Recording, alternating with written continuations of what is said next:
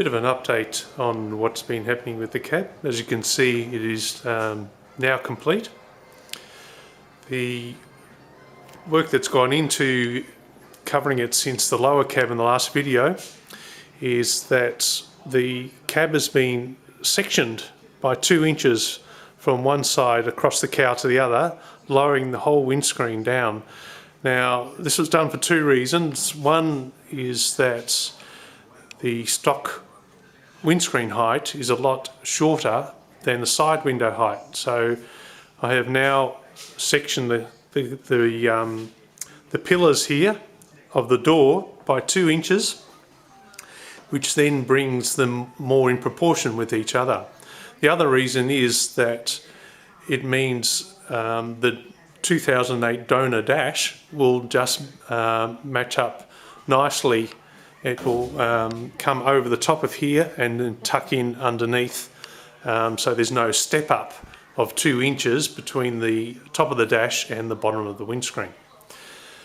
The roof has been basically completely handmade. The only original parts left of the roof is only the first 4 inches or so in the corners.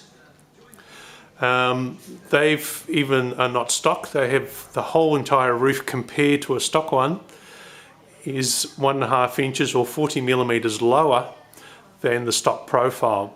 The center section with this profile was all hand beaten in there and made, as well as each side. Around the back, the cab was also sectioned below the stock 1948 rear window. I prefer the look of the earlier pre-1954 windows with the smaller height rather than the bigger window. The window is longer than stock. These sections in here were all handmade to take up the extra amount of the cab width rather than just having the shortness of the original width of the window, which would have looked out of proportion. So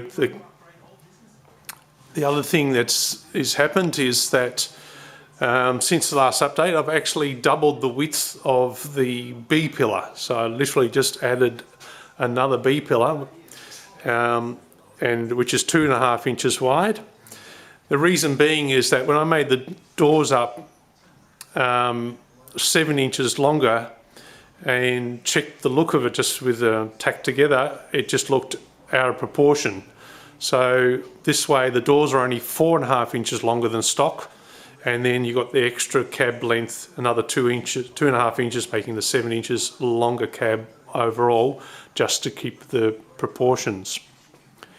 Inside, all the extra reinforcing is gone that wasn't in stock, just to support the extra width of the wall and make it more sturdy and rigid. Everything else has been put in here with brackets. Like you can see down the bottom there is where there's a major structural member that goes from one side of the dash to the other, which supports all the hanging pedals, the air conditioning unit, and so on and so forth. It's a big 2-inch 5mm or 3/16 thick tube that runs from one side of the dash to the other, making it incredibly strong. The roof has also had a support added to it for the extra length and width. It was slightly reprofiled from the donor 2008 Grand Cherokee. The brackets at the end for the pull down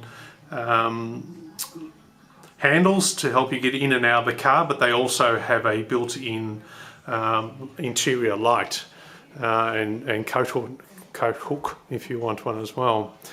So that about brings us up to date as far as this goes. There's going to be a little bit more work done on the doors now, just truing up some of the gaps along the top. They're a bit uneven, so that will be fixed up, and then I can start adding windows and door handles and locks, etc. So that's it for now.